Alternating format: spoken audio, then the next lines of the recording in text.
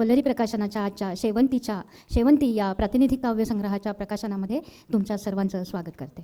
नंतरचे कवी, ज्येष्ठ कवी आहेत माननीय डॉक्टर विजयसिंह परदेशी.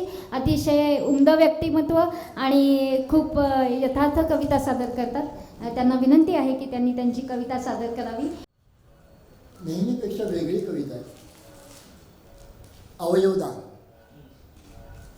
जगन्नाथ म्हणतात, हे मानवा जागा हो, जागा हो. हजारो वर्षांच्या दीर्घ निद्रेतून जागृत हो, जागृत हो.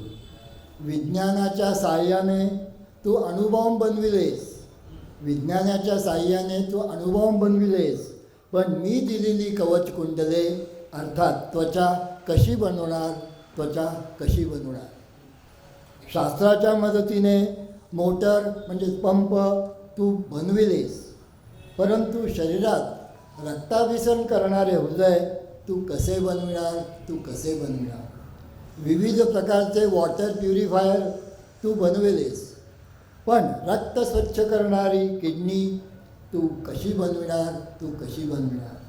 हरित व धवल क्रांतीच्या साहाय्याने धान्य दुग्धादीचे उत्पादन तू वाढविलेस, परंतु त्याचे पाचन करणारे यकृत आणि पँक्रियाज कशी बनवणार आणि कशी बनवणार.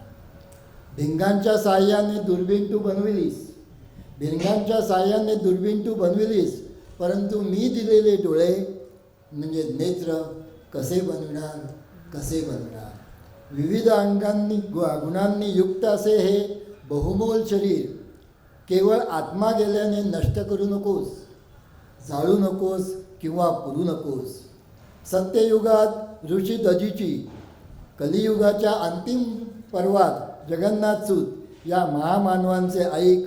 देहदान कर किंवा अवयदान कर, देहदान कर किंवा अवयदान कर. देवाने आपणास शतायुषी बनविले, देवाने आपणास शतायुषी बनविले, परंतु अवयवदान करून तू चिरंजीव हो, तू चिरंजीव हो, तू चिरंजीव हो. धन्यवाद.